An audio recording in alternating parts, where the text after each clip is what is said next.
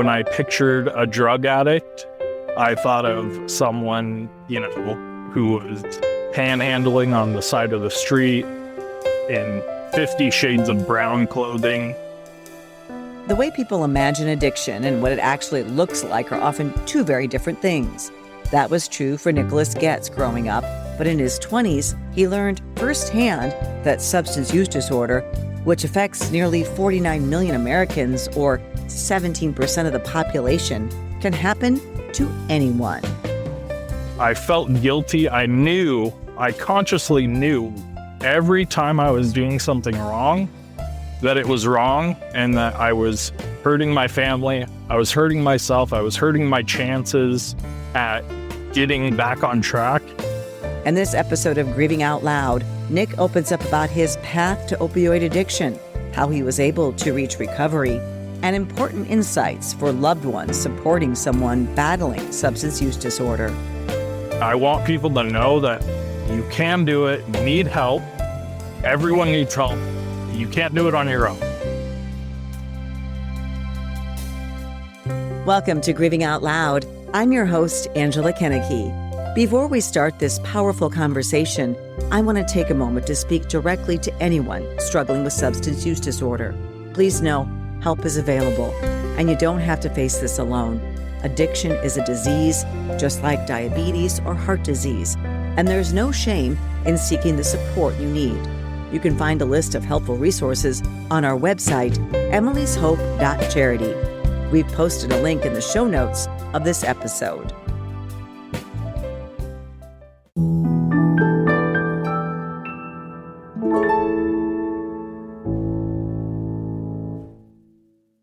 Nicolas didn't think twice about his substance use in college. After all, many of his classmates were drinking and using marijuana too. But looking back now, he sees it as the first step down a dark path into addiction.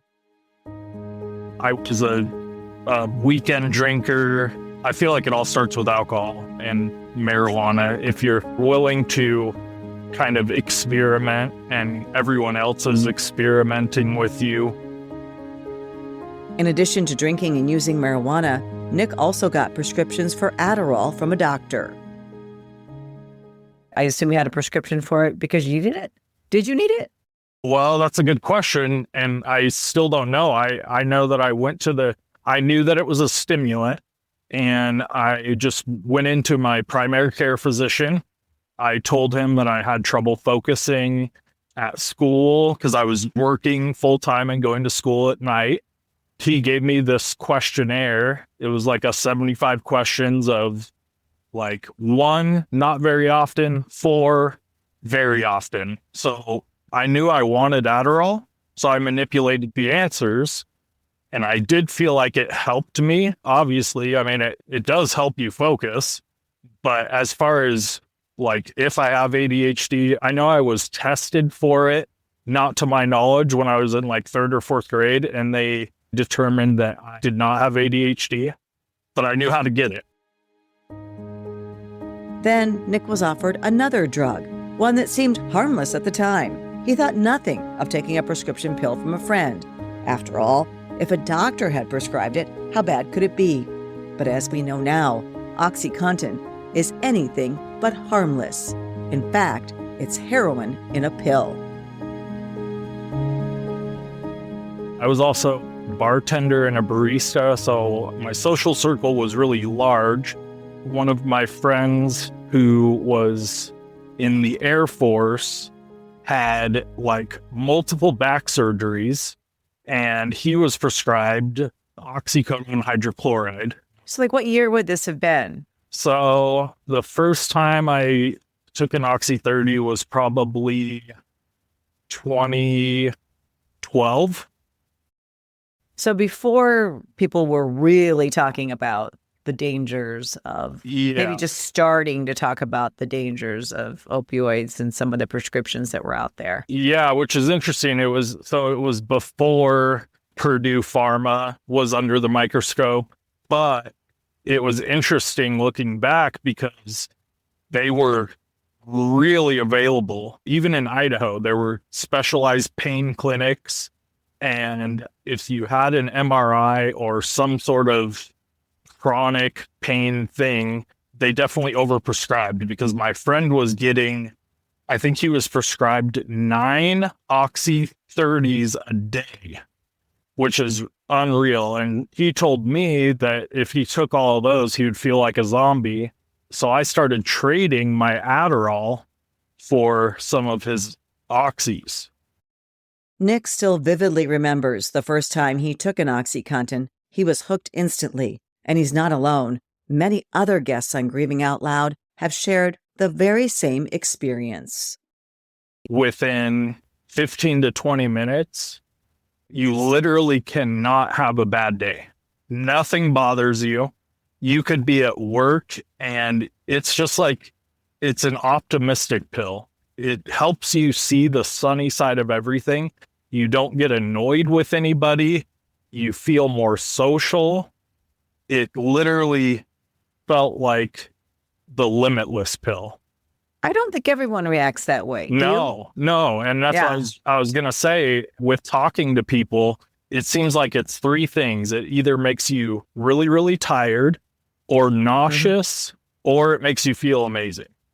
Yeah, it must be just the way our chemical makeups are, right? Yeah. So like when I remember taking oxycodone, they used to prescribe it like after I had my first child, right? Mm-hmm. And I just remember it making me tired. That's the only thing I remember. I don't remember any sort of euphoria or anything. Of course, I didn't try to abuse it, but if you're just taking like 1 or 2 or something and you're having this great experience, that wasn't my experience. Yeah, that's interesting. Do you remember the milligram that you were prescribed? No, it's been so many years. I don't. I guess I'm fortunate that I haven't been through any major surgeries or needed any medications like that, but that is often how it starts.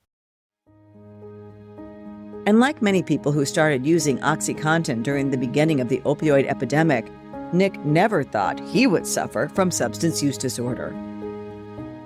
I always felt like I was going to be in control of it. I knew that things out there were addicting. And when I pictured a drug addict, I thought of someone, who was panhandling on the side of the street in 50 shades of brown clothing and just totally separate from how I pictured myself. I didn't realize that I was going down that same exact path. And actually, it was like a single moment when I realized that I maybe had a problem. It was after one of my trades with my friend, and I went through like 10 or 15 of them within like a week period. And I remember when I ran out, and after that week, I called him and asked if he had any more. He said no, he didn't. And I was like, man, I feel like crap. I feel like I have the flu. I'm depressed and this and that and all the things. He said, man, I think you might be dependent on it. And then he asked me if I wanted him to cut back on our deal that we were doing every month. And I told him no. I was like, absolutely not. He was like the first person that actually threw the red flag and offered a solution. And I told him no. And I had to kind of manipulate him into letting him know that, no, I'm totally okay with taking more. I don't have a problem. Everything's good. Can you explain withdrawal for the listener? Because I think it's really hard to understand. Because in addition to, like, you can imagine having the flu, like anybody can imagine that. But isn't there also kind of a psychological break that goes on? Yes. Okay. So the best way I can describe it is the first thing you notice is that, yeah, it feels like you have the flu. And then the second thing is that not only that you have the flu, but you are so super depressed to the point where you don't want to get out. You don't even know how to be a human. Like, I remember literally thinking, like, okay, all I need to do is like get myself up and get going and just start doing something. But I didn't even know, like, I didn't have the energy to shower. I didn't have an appetite. I didn't want to talk to anybody. In that stage, like, you definitely contemplate suicide, but you don't have the energy to even try to commit suicide. It's the worst feeling ever. What you get from Oxy is such a short-lived thing, and then what it takes from you is just agonizing. And I would imagine, and I've heard other people say this, that it's just like a desperation to get more, to get rid of that feeling and to feel better. And the only solution to feel better and to get away from that feeling, other than sticking through it, right, is to get more, right? It's just a motivation to get more. Yep. That's how I got my felony charge. This was when I didn't have a job. I was in and out of my mom's house. What did your family think during this time? I mean, obviously you're needing more and more. You're still taking pills at this point. Yeah. What did your family say? How did they react? Did they know? I mean, they just didn't know what to do. They knew I had trouble holding down a job. I always manipulated for money. My mom would give me money to fill up my car, and I would tell her I would put $25 in, and I would actually only put $5 in and get $20 cash back. And she demanded a receipt from me. I would take a picture of the receipt and I would erase the cashback transaction. I would basically Photoshop that I put the full amount in just to get $20. But yeah, my family they just held on for dear life. They didn't know what to do. It is really hard for families. As a family member, when I was going through some things with my daughter, I'm trying everything, right? And I'm just desperate. I'm sure your mom was too. You just don't know. And you make so many mistakes and you do things certain people tell you to do, and that doesn't work. And it just seems like it's such a difficult situation for families. Yeah. How do you look at that now? I mean, you look at, obviously, when you were in the midst of your use, you're manipulating things, you're looking to get what you need, what you want, what your, body and your mind is craving. Yes. Not probably thinking about the effect on your loved ones. Yeah. That's what's crazy about it is you obviously still have a conscience, but the physiological needs for that chemical dependency, the screams are way louder on that end of things than your conscience. I felt guilty. I consciously knew every time I was doing something wrong that it was wrong and that I was hurting my family. I was hurting myself. I was hurting my chances at getting back on track. It's not that I didn't care. It's that I just needed to feel better. That makes me so sad. And I also think, I've said this for a long time, I think that nobody needs to shame, I say the addict or the person suffering from substance use disorder, because you feel so much shame yourself. Like you said, you knew this wasn't a healthy thing for you, or it wasn't great for your relationships with your family. But yet, the overwhelming need, the dependency overrides all of that. So have you been able to forgive yourself? That's a good question. I've been clean now for 3.5 years, almost 4 years. And what I realize that I'm running into now is the same issues that I had before, like with my level of confidence. I have like a terrible case of imposter syndrome. Any job that I get, I feel like I'm not qualified. Like they're going to find out that I'm not as good as my resume portrayed me as. And it's only a matter of time until I get fired. So I'm running into those issues that I remember, like these are those feelings that I was trying to escape when I started using. And now I'm having to figure out new ways to overcome those, because I know I've already been down the road of what happens when you use, and it's prison or overdose. Or death. Yeah. Death. Right. Yeah. And it's so interesting you say that to me, because I've talked to a lot of people who suffer from substance use disorder, and I could even see a little bit of this in my daughter. And I actually wrote a book about a guy who suffered from alcoholism, and later went on to rebuild his life. But he talked about this deep, deep insecurity from the time when he was really young. And that I've talked to so many people that said, and then when I tried this substance, I felt like I found my answer. Angela, literally nailed it. It literally, your insecurities are gone with opiates. It's incredible. The feeling is, it's heavenly, but the trade-off is not worth it. Right. The trade-off is horrible. You pay a huge, huge price.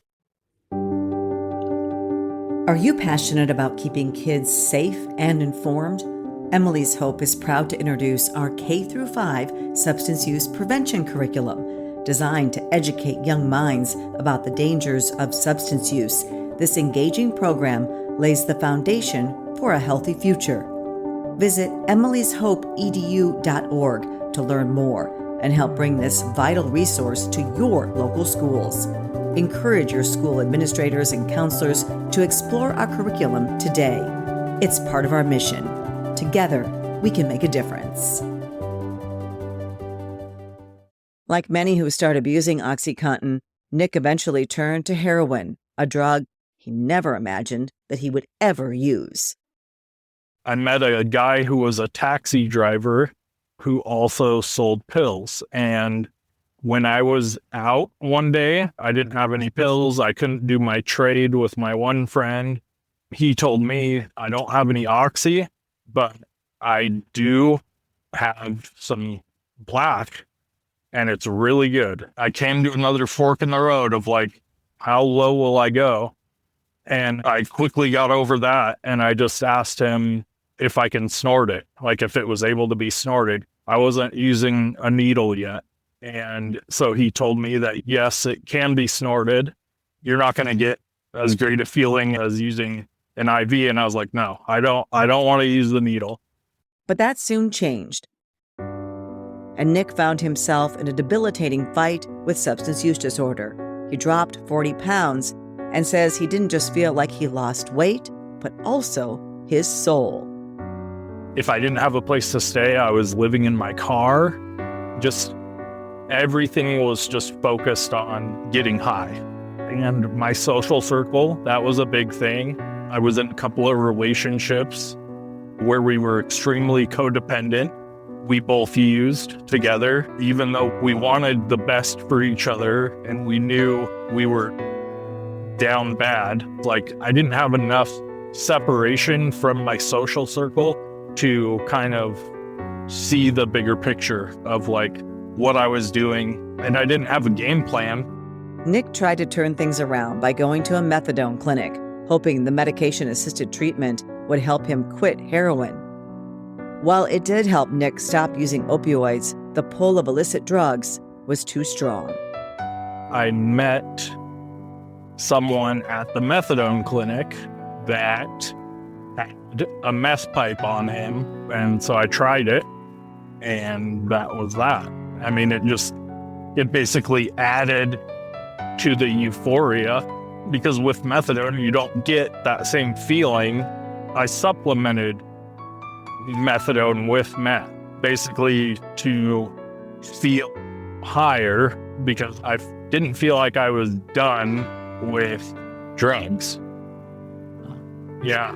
And why not? Why do you think that is? Can you kind of analyze yourself or where you were at that point in your life? Yeah. I didn't have a job. I felt like the road that I had to travel to get off of drugs, there were too many obstacles in the way. But soon, Nick wouldn't have any option but to stop using drugs. He was arrested and sentenced to prison for stealing from a former employer. Before I was in full-blown addiction, I had a job at Whole Foods. They had a restaurant upstairs called the River Room, where you could order food, and we had beer on tap and wine bottles that you could buy in the store. It was like a little spot for people to have lunch. Fast forward 5 years, no job. I'm in the throes of addiction. I realized that all of the registers get filled at the same time, but nobody is upstairs setting up the bar until about 10 in the morning. And so I would go in the store after they opened and go upstairs and open the register and clear it out. I tried it a second time, and that's when I got caught. And I didn't get arrested on the spot. They told me they were calling the cops, and I left the store. And like 2 or 3 months later is when I found out I had a warrant for burglary. That was one of those times where I felt like I had no other option to get money to then buy drugs. As one of the nation's strongest financial organizations, First Premier Bank and Premier Bank Card have the strength to do good. We support nearly 700 organizations and nonprofits. Our employees give more than 30,000 volunteer hours annually.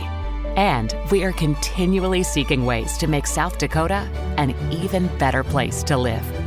It's the Premier way. First Premier Bank and Premier Bank Card.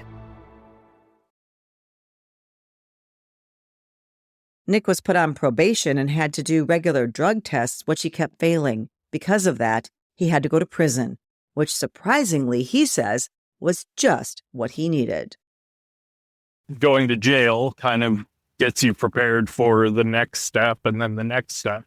But it's not like the movies. It's actually, I had a really good time in prison, actually, which sounds weird. Really? Yeah. That does sound weird. But it feels like summer camp. It feels like you're just hanging out with the boys, kind of. And if you mess around, like if you break any of these rules, you'll get privileges taken away. So they're extremely strict on the rules. But if you end up following the rules, you get a little more freedom. It's like a little sliver of society where some people want to do good, some people want to do bad.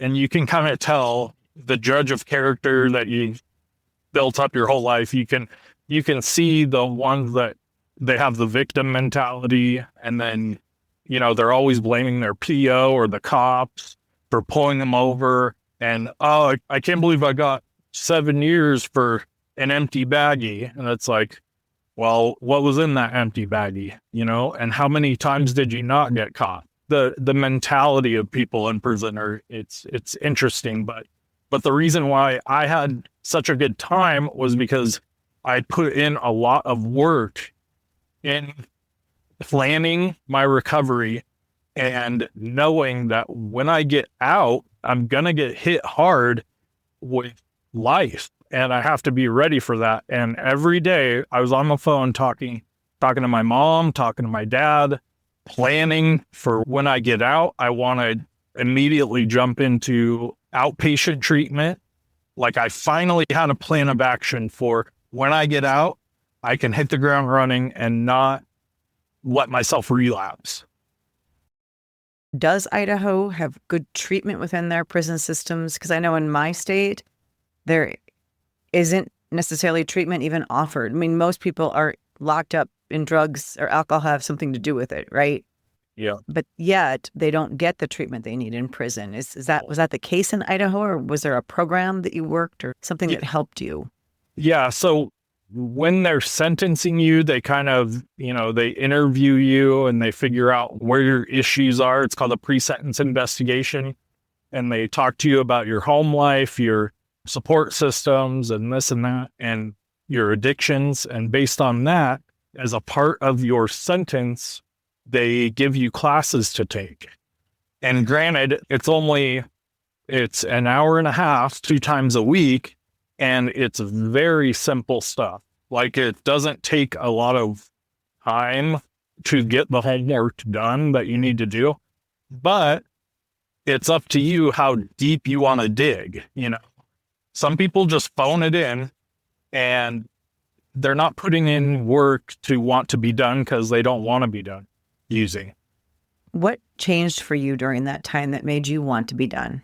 I guess constantly putting my mom in tears.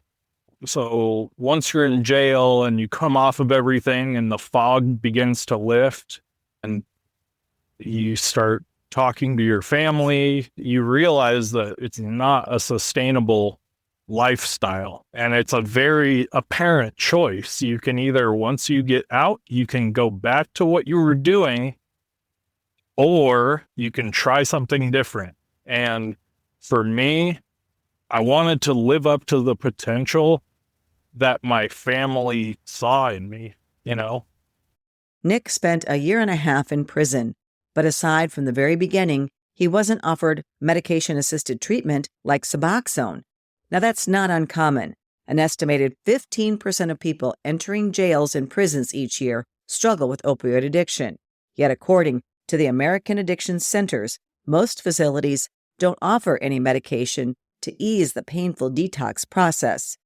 Nick was grateful he at least received some help early on. They allow you to taper in jail off of your methadone or Suboxone by 5 milligrams at a time. Every single day, they drop you 5 milligrams until you're done. But you have to pay to do that. So thankfully, like, my mom continues to spoil me, but she went to the methadone clinic and paid for the amount that I needed to come off of it. And they charge you like a transportation fee or something, some exorbitant amount of money, I'm sure, to send it to the jail for you. Yeah, it really confuses me why systems don't allow medically assisted treatment, because all of the studies and everything shows that, people on Suboxone usually do quite well. I mean, I've done videos with a young mother who's now having her second child, and she works a job and she's been on Suboxone and she was using heroin and meth, as you described. And 5 years later, this is what has really saved her life. Well, real quick, I think with jail, the reason why they only let you taper and don't continue to use it is because people will find out, even though you have to take it in front of the person, they'll find out a way to not ingest it and spit it back out and sell it. I'm sure the reason why they don't offer it is because they offered a chance at some point and the inmates took advantage of it. And so it kind of ruined it for everyone else. In December of 2022, Nick was released from prison, determined to break free from the cycle of addiction. He knew right away he needed a plan to stay in recovery. With hard work, determination, and the support of his family, he's been able to stay away from substances and start a new life. I really have to be as optimistic as possible. And I'm super fortunate for being alive. And I know that when my mom told me that she submitted stuff to be on this podcast, I mean, she was in tears. It meant a lot for her. And she knows that she very well could have been in the same situation that you were in, that you are in. Certainly. Yeah, certainly you could have died. Yeah, it's a dice roll. It really is. Right.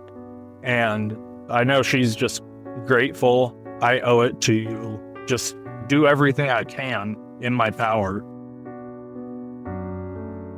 While Nick is optimistic about his life and situation, he acknowledges that having a felony on his record limits his opportunities. But he's not dwelling on that.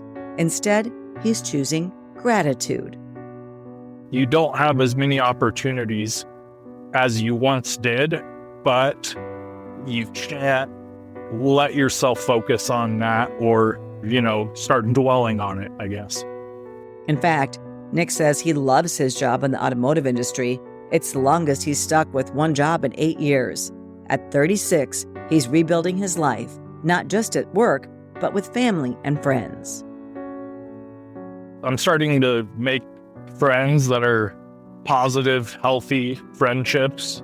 I'm definitely aware of, if they use substances or not. And I definitely don't put myself in situations that can trigger me or anything like that. But I feel like where I'm at now, I definitely, if I get triggered, I'm able to really slow myself down and think of the consequences and not just act so impulsively, which is what started me down that path of full-blown addiction. And it really doesn't take much. So what keeps you in recovery, do you think, now?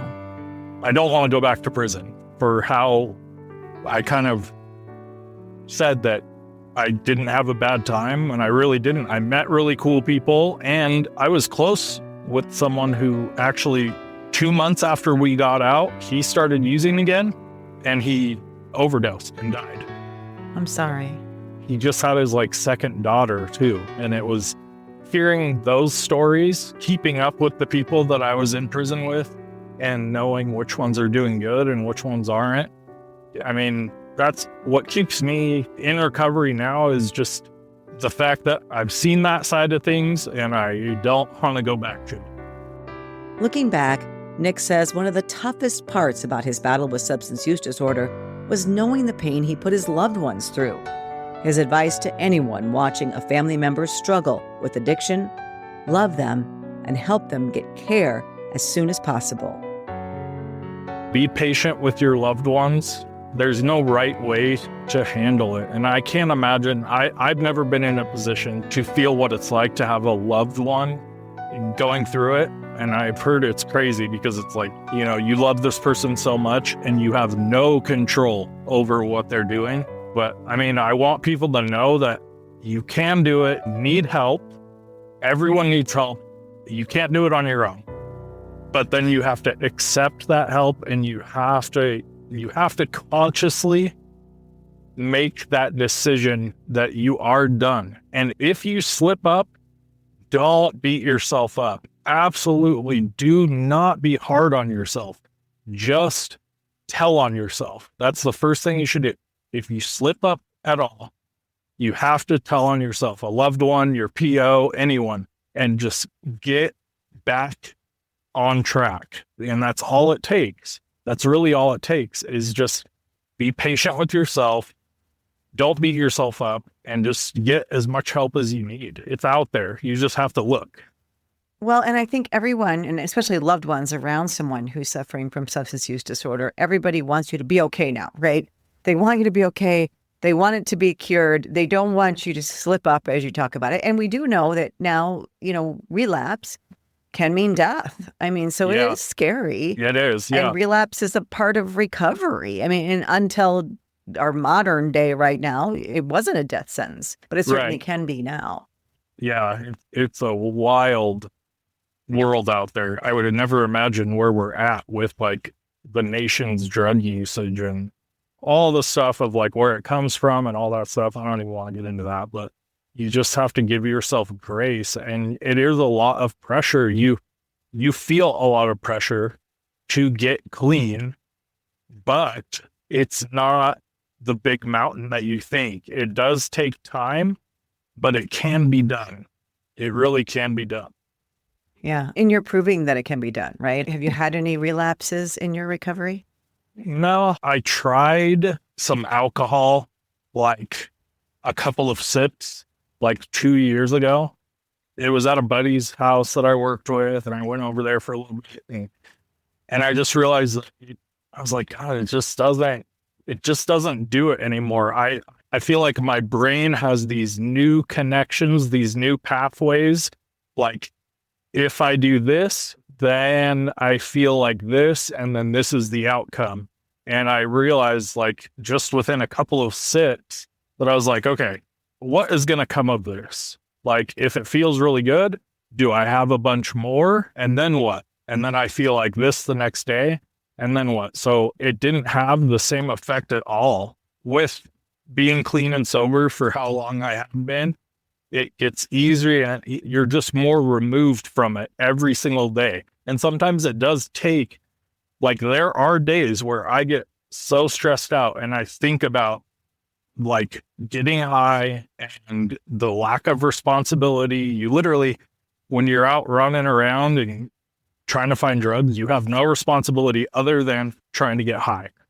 And sometimes I miss that feeling. Sometimes I miss not having responsibilities and only dealing with what I want.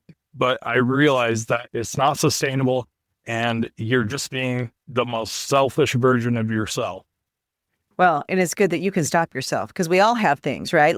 I can get stressed out and eat some chocolate.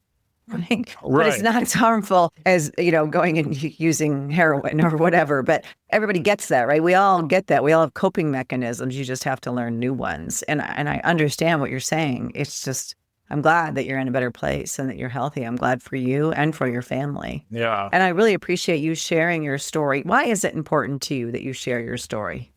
Well, there are times I catch myself, depending on like people that I meet, I'm ashamed that I used to live like that, and me sharing my story, it helps me realize that it's okay that I lived like that, and it's okay that I went down that road. And it's also super important for people to hear it. I mean, I encourage everyone that has a story to share it because it's therapeutic, honestly. Like it feels good for me to do it. And I hope somehow that my story can help someone, but I'm not really thinking like that. I just think it's important that people know that it affects all walks of life, no matter who you are. 100%. And I think by sharing your story, you talk about that stigma and that shame that you live with for the fact that you have this disease of the brain, and it truly is a disease, and people need to understand that. And I think by talking about it, by taking the anonymous part out of it, right? Like you always hear about 12-step programs and Alcoholics Anonymous, and I'm not saying that's not right for some people, but by talking about it and sharing it, you do reduce the stigma and the shame. I really think that you do. Because like you said, it can happen to anybody. And I really appreciate you taking the time to do that today. And I know you've helped at least one person. And I always say that our efforts, everything that we do, sometimes it can seem like it's not doing very much in the world, but I just think of that one person that it can help. And I know that you'll reach someone through this platform. Well, I appreciate it a lot. And I know even probably on your end, I know my mom felt ashamed with sharing her side of things with her friends. And I know addiction, it's just the ugliest, biggest elephant in the room. We have to normalize it, I guess, in a way for people to be like, oh yeah, okay, like I have an issue, because the more you hide it, the further away you are from recovery. Right, exactly. Well, thank you. And thank you for joining me today. Of course. I've really appreciated this conversation and you being so open and honest about everything that you've been through. Yeah, it was a really good conversation. I appreciate you having me on. And thank you for taking the time to learn more about a disease that affects millions of Americans. If you have an idea for a podcast episode, we'd love to hear from you. My contact information is in the show notes. Be sure to tune in next week for a story every parent, grandparent, and really every American needs to hear. Juliana Arnold shares how her 17-year-old daughter connected with a man on Instagram who convinced her to come to his house and buy what he told her was a Percocet to help with anxiety. All the while, Juliana believed her daughter was simply out thrift shopping with a friend. She walked out the door. I was at my computer because I worked from home. She said, bye, Mom. And I said, wait. And I went out there and I walked halfway down the stairs and we met on the stairs. And then she said, okay, baby, I love you. Be safe. And she said, I love you, Mom.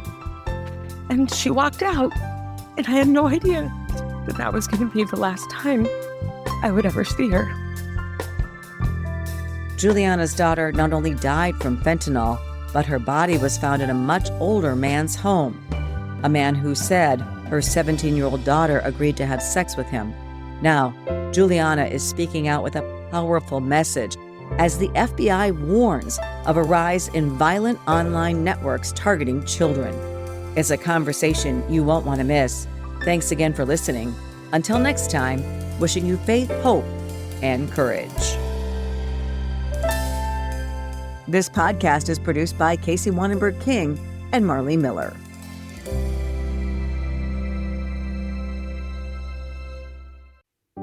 Are you ready to protect the next generation from the dangers of substance use? Emily's Hope has created a comprehensive K-12 substance use prevention curriculum designed to educate, empower, and equip students with the tools they need to make healthy choices. Our age-appropriate lessons start in kindergarten and build through high school, using science, real stories, and interactive learning to help kids understand their bodies, brains, and risk of drug use. We're already reaching thousands of students across multiple states, and we're just getting started. Visit emilyshopeedu.org to learn more and share our curriculum with your school administrators and counselors. At Emily's Hope, we believe prevention begins with education. Let's work together to keep our kids safe.